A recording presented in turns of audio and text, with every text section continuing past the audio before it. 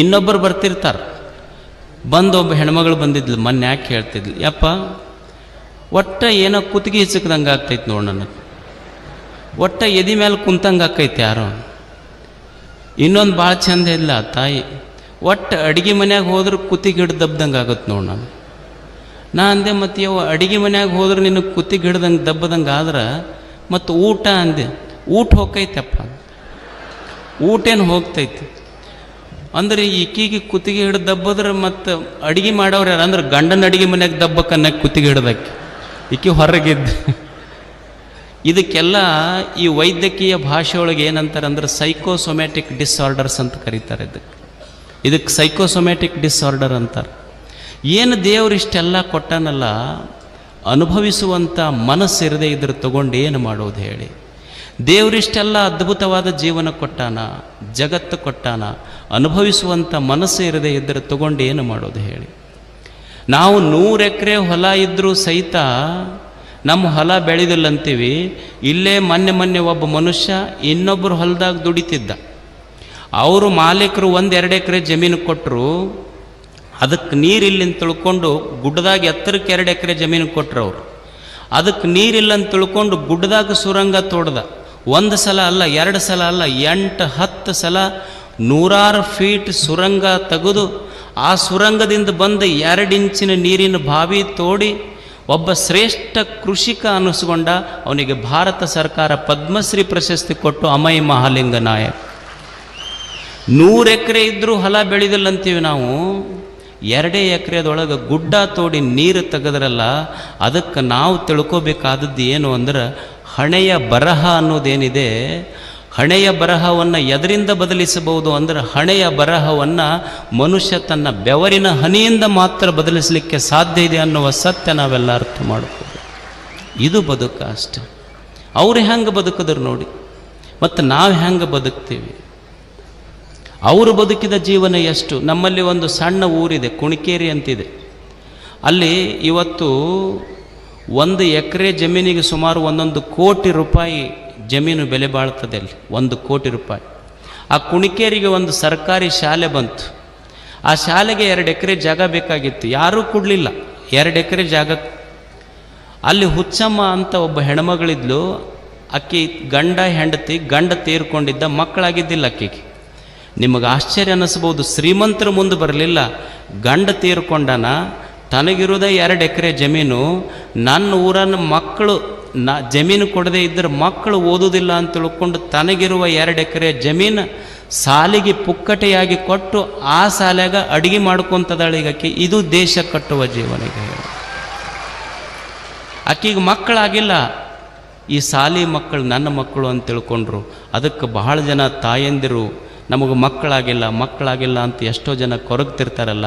ನಾವು ಅರ್ಥ ಮಾಡ್ಕೋಬೇಕು, ಮಕ್ಕಳು ಹೊಟ್ಟೆಯಲ್ಲಿ ಹುಟ್ಟುವುದಿಲ್ಲ. ಹುಚ್ಚಮ್ಮನ ಘಟನೆಯಿಂದ ನಮಗೇನು ತಿಳಿತದಂದರೆ ಮಕ್ಕಳು ಹೊಟ್ಟೆಯಲ್ಲಿ ಹುಟ್ಟುವುದಿಲ್ಲ, ಮಕ್ಕಳು ಹೃದಯದಲ್ಲಿ ಹುಟ್ಟುತ್ತಾರೆ ಅನ್ನೋದು ನಾವು ಅರ್ಥ ಮಾಡ್ಕೋಬೇಕು. ಎಷ್ಟು ಅದ್ಭುತವಾಗಿ ಬದುಕಿದ್ರು. ಸೂರ್ದಾಸ್ ಅಂತ ಒಬ್ಬ ಈ ದೇಶದೊಳಗೆ ಹಿಂದಿ ಕವಿಯಾಗಿ ಹೋದ, ಕಣ್ಣೇ ಇರಲಿಲ್ಲ. ಸುಮಾರು 1,27,000 ಪದ್ಯಗಳನ್ನು ಬರೆದ. ನಮಗೆ ಚಲೋ ಕಣ್ಣದವ, ಒಂದು ಬರೆದಿದ್ದು ಓದಕ್ಕಾಗುವಲ್ಲ ನಮಗೆ. ಕಣ್ಣಿರ್ಲಾರ್ದ ಮನುಷ್ಯ, ಎಷ್ಟು ಜನ ಕಣ್ಣಿರ್ಲಾರ್ದವರು ನಮಗೆ ಕಣ್ಣೇ ಇಲ್ಲಂತ ಭಿಕ್ಷುಕರಾದರು. ನಮ್ಮ ಮಧ್ಯದಲ್ಲೊಬ್ಬ ಕಣ್ಣಿರ್ಲಾರ್ದ ವ್ಯಕ್ತಿ ಆದ. ನನಗೆ ಕಣ್ಣಿರದೇ ಇದ್ರೆ ಏನಾಯ್ತು, ಕಣ್ಣಿರ್ಲಾರ್ದವ್ರಿಗೆ ನಾ ಕಣ್ಣಾಗಬೇಕಂದ ಪುಟ್ಟರಾಜ್ ಗವಾಯಿಗಳಾಗಿರಲಿಲ್ಲೇನೆ ಹೇಳಿ ನೀವು. ಬದುಕುವ ರೀತಿ ಅಷ್ಟು ಅದ್ಭುತ. 12ನೇ ಶತಮಾನದಲ್ಲಿ ಒಬ್ಬ ಶರಣ ಇದ್ದ, ಮರುಳ ಶಂಕರ ದೇವ. ಅವ ಮರುಳ ಶಂಕರ ದೇವ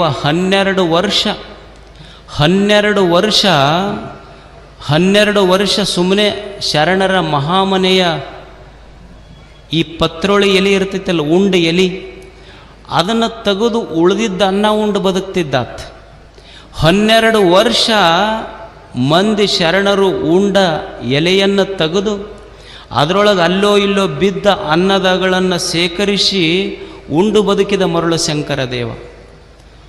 12 ವರ್ಷ ಬದುಕಿದರೂ ಸಹಿತ ಒಬ್ಬರಿಗೆ ಗೊತ್ತಾಗಿರಲಿಲ್ಲ. ಒಂದು ದಿವಸ ಅಲ್ಲಮ ಪ್ರಭು ಬಂದು ನೋಡ್ತಾನ. ನೋಡಿ ಕಂಡೆನೊಂದು ಆಶ್ಚರ್ಯವ, ಮಾಣಿಕ್ಯ ಕಂಡೆ ಅಂತ. 12 ವರ್ಷ ಸೇವಾ ಮಾಡಿದ್ರೂ ಸಹಿತ ಒಬ್ಬರಿಗೆ ಗೊತ್ತಾಗಿರಲಿಲ್ಲ. ತನುವಿನಲ್ಲಿ ನಿರ್ಮೋಹ, ಮನದಲ್ಲಿ ನಿರಹಂಕಾರ, ಚಿತ್ತದಲ್ಲಿ ನಿರಪೇಕ್ಷತೆ. ಇದು ಮರುಳ ಶಂಕರ ದೇವರು. 12 ವರ್ಷ ಶರಣರ ಮಹಾಮನೆಯೊಳಗೆ ಅನ್ನದ ಅಗಳು ತೆಗೆದ್ರೂ ಸಹಿತ ಒಬ್ಬರಿಗೆ ಗೊತ್ತಾಗಿರಲಿಲ್ಲ. ಹಂಗ ಮರುಳ ಶಂಕರ ದೇವ. ಅನ್ನದ ಕಣ ಸಂತೋಷದ ಕ್ಷಣ ಎಂದೂ ಜೀವನದೊಳಗೆ ಹಾಳು ಮಾಡಬಾರದು ಅಂತ ಕಲಿಸಿದವ ಮರುಳ ಶಂಕರ ದೇವ. ಇದು ಶರಣ. ಇದು 12 ವರ್ಷ ಮಾಡಿದ್ರೂ ಸಹಿತ ಒಬ್ಬರಿಗೆ ಗೊತ್ತಾಗಿರಲಿಲ್ಲ. ನೋಡಿ ನೀವು, ನಾವು ಒಂದು ಗುಡಿಗೆ ಟ್ಯೂಬ್ಲೈಟ್ ಕೊಟ್ಟಿರ್ತೀವಿ, ತುಂಬ ಹೆಸರು ಹಾಕಿರ್ತೀವಿ, ಬೆಳಕ ಬರೋದಿಲ್ಲ ಆ ಗುಡ್ಯಾಗ. 12 ವರ್ಷ ಕೆಲಸ ಮಾಡಿದ್ರು ಸಹಿತ ಯಾರಿಗೆ ಗೊತ್ತಾಗಿರಲಿಲ್ಲ. ಹೆಂಗೆ ಜೀವನವನ್ನು ಕಟ್ಟಿದ್ರು ಏನೂ ಇರಲಿಲ್ಲ. ಆದರೂ ಎಷ್ಟು ಸಂತೋಷದ ಕ್ಷಣಗಳನ್ನು ಜೀವನದಲ್ಲಿ ಅವರು ಕಟ್ಟಿದ್ರು ಹೇಳಿ. ಅವರ ಬದುಕು ಎಷ್ಟು ದೊಡ್ಡದು, ಅವರ ಬದುಕಿನ ವಿಶಾಲತೆ ಎಷ್ಟು ದೊಡ್ಡದು, ಅವರ ಜೀವನ ಎಷ್ಟು ದೊಡ್ಡದು, ನಮ್ಮ ಜೀವನ ಎಷ್ಟು ಸಣ್ಣದು ಹೇಳಿ. ನಮ್ಮ ಜೀವನ ಬಹಳ ಸಂಕುಚಿತ, ನಮ್ಮ ಜೀವನ ದೊಡ್ಡದಲ್ಲ, ನಮ್ಮ ಜೀವನ ಬಹಳ ಸಣ್ಣದು. ನಮ್ಮದು ಅದೇ ಒಂದು 30-40 ಸೈಟ್. ನಿಮ್ಮ ಜೀವನ ನೋಡಿ ನೀವು ಒಂದು ಕ್ಷಣ ಅದೇ ಒಂದು 30-40 ಸೈಟ. ಅದನ್ನು ಬ್ಯಾಂಕ್ನ್ಯಾಗ ಲೋನ್ ಮಾಡಿ ಕಟ್ಟಿರ್ತಾನ, ಅದನ್ನು ಮುಗಿಯೋದ್ರೊಳಗನೆ ಅವ ಮನಿನ ಮಾರಿರ್ತಾನ.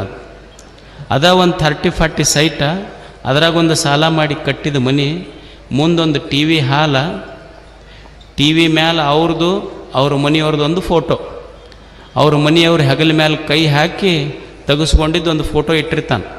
ಅದ ಫೋಟೋ ಎಲ್ಲ ಫ್ರೆಂಡ್ಸಿಗೆ ವ್ಯಾಟ್ಸಪ್ ಮಾಡಿರ್ತಾನ. ನಾವು ನೋಡಿ ಹೆಂಗೆ ಹುಲಿ ಹೆಗಲ ಮೇಲೆ ಕೈ ಹಾಕಿ ನಿಂತೀನಿ ಹೆದರ್ಲಾರ್ದಂಗಂತ. ಅದ ಫೋಟೋನೂ ಓಡಿಸ್ತಿರ್ತಾನ ಅಷ್ಟ. ಇಷ್ಟ ನಮ್ಮ ಬದುಕು.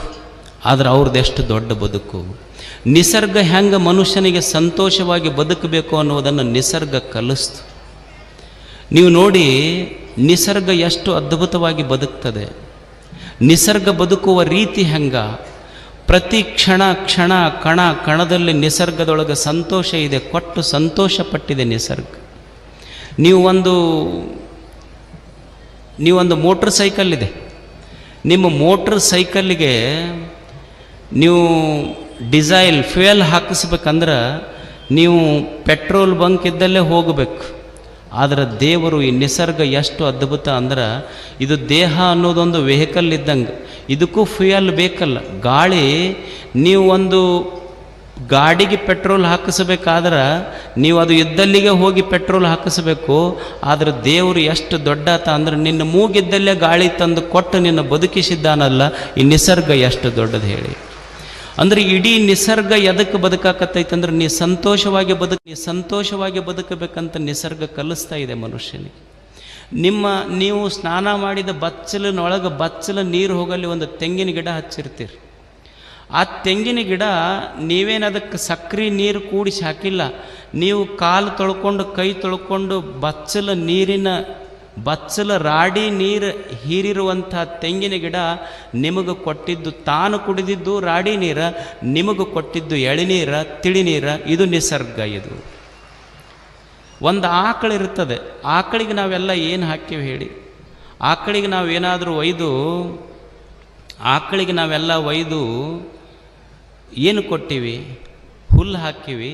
ಅದಕ್ಕಿಂತ ಹೆಚ್ಚಾಗಿ ನಾವು ಉಂಡ ಮುಸುರಿ ನೀರು ಹಾಕಿವಿ ಅದಕ್ಕೆ. ಆಕಳನ ತಾಟಿನೊಳಗೆ ಒಯ್ದು ನಾವು ಹಾಕಿದ್ದು ಮುಸುರಿ ನೀರು. ಆದ್ರೆ ಆಕಳ ಮನುಷ್ಯನಿಗಂತೈತಿ, ಮನುಷ್ಯನೇ, ನೀನು ನನ್ನ ತಟ್ಟಿಯೊಳಗೆ ಮುಸುರಿ ನೀರು ಹಾಕಿರ್ಬೋದು, ಆದರೆ ನಾನು ನಿನಗೇನು ಕೊಡ್ತೀನಿ ಅಂದ್ರೆ, ನೀನು ಪೂಜಿಸುವ ದೇವನಿಗೆ ಅಭಿಷೇಕ ಮಾಡಬೇಕು ಅಂತ ಹಾಲ ಕೊಟ್ಟು ಬಿಡ್ತೀನಿ, ಅಮೃತ ಕೊಡ್ತೀನಿ ಅಂತ ಆಕಳ ಹೇಳೋದಿಲ್ಲ. ನಿಸರ್ಗ ಮನುಷ್ಯನಿಗೆ ಪದೇ ಪದೇ ಕ್ಷಣ ಕ್ಷಣಕ್ಕೂ ಮನುಷ್ಯ ಸಂತೋಷವಾಗಿರಬೇಕಂತ ಇಡೀ ನಿಸರ್ಗ ಕೈಗೂಡಿಸ್ತಾ ಇದೆ. ಒಬ್ಬ ದಾರಿಯೊಳಗೆ ಹೋಗ್ತಿದ್ದಂತ. ದಾರಿಯೊಳಗೆ ಹೋಗ್ತಾ ಇದ್ದ. ಬ್ಯಾಸಿಗೆ ದಿವಸಕ್ಕೆ ಮಾವಿನ ಗಿಡ ಚಲೋ ಬಿಟ್ಟಿತ್ತು. ಅದರೊಳಗೆ ತುಂಬ ರಸವತ್ತಾದ ಹಣ್ಣುಗಳಿತ್ತು. ಮನುಷ್ಯ ಮಾವಿನ ಹಣ್ಣು ನೋಡಿ ಮನಸ್ಸು ಕೇಳಿಲ್ಲ. ಒಂದು ಜೋರು ಕಲ್ಲು ತೊಗೊಂಡು ಗಿಡಕ್ಕೆ ಒಗದ, ಅದು 2 ಹಣ್ಣು ಕೊಟ್ಟಿತು, ತಿಂದ. ಅಷ್ಟಕ್ಕೆ ಸಂತೃಪ್ತಿ ಆಗಲಿಲ್ಲ. ಮತ್ತೊಂದು ಕಲ್ಲು ತೊಗೊಂಡು ಒಗದ ಗಿಡಕ್ಕೆ, ಅದು 2 ಹಣ್ಣು ಕೊಟ್ಟಿತು, ಮತ್ತೆ ತಿಂದ. ಅಷ್ಟಕ್ಕೆ ಅವನಿಗೆ ತೃಪ್ತಿ ಆಗಲಿಲ್ಲ, ಬಹಳ ರುಚಿ ಅನಿಸಿತ್ತಲ್ಲ ಹಣ್ಣು. ಮತ್ತೊಂದು ಕಲ್ಲು ತೊಗೊಂಡು ಮತ್ತೆ ಗಿಡಕ್ಕೆ ಒಗೆದ. ಅವಾಗ ಅದು ಮತ್ತೆರಡು ಹಣ್ಣು ಕೊಟ್ಟಿತು. ಅವಾಗ ಮನುಷ್ಯ ಮಾವಿನ ಗಿಡದ ಹತ್ತಿರ ಹೋಗಿ ಗಿಡಕ್ಕೆ ಮಾತಾಡಿಸ್ದ, ಅಲ್ಲ ನಮ್ಮ ಮನುಷ್ಯ ಸಮಾಜದೊಳಗೆ ಹಿಂಗೊಂದು ಸ್ವಲ್ಪ ಕಣ್ಣು ಎತ್ತಿ ನೋಡಿದ್ರೆ ಕಣ್ಣ ಕಿತ್ತಾರೆ ನಮ್ಮಲ್ಲಿ. ನಿನಗೆ 3 ಸಲ ಕಲ್ಲು ತೊಗೊಂಡು ಒಗದಿನಲ್ಲ, ಮನಸ್ಸಿಗೆ ನೋವು ಆಗಲಿಲ್ಲೇನು? ಅವಾಗ ಮಾವಿನ ಗಿಡ ಹೇಳ್ತಂತ, ಏನು ನೀವು ಕಲ್ಲು ಒಗೆದಿದ್ದು ನನಗೇನು ನೋವು ಅನಿಸಿಲ್ಲ ಮನಸ್ಸಿಗೆ. ಯಾಕಂದ್ರೆ ಮನುಷ್ಯರ ಹಳೆ ಚಾಳಿದು, ಅವನ ಹಳೆ ಸ್ವಭಾವ ಏನು ಅಂದ್ರೆ, ಯಾರು ಎತ್ತರ ಬೆಳಿತಾರೆ, ಎತ್ತರ ಬೆಳೆದವರಿಗೆಲ್ಲ ಕಲ್ಲು ತೊಗೊಂಡು ಒಗೆದು ಅವನ ಹಳೆ ಸ್ವಭಾವ ಅಷ್ಟೇ. ಇದು ಎತ್ತರ ಬೆಳೆದವರಿಗೆಲ್ಲ ಕಲ್ಲು ತೊಗೊಂಡು ಒಗೆಯೋದು ಅವ್ರ ಹಳೆ ಚಾಳಿ. ಇದು ನಾ ಏನು ಮನಸ್ಸಿಗೆ ಹಚ್ಕೊಂಡಿಲ್ಲ.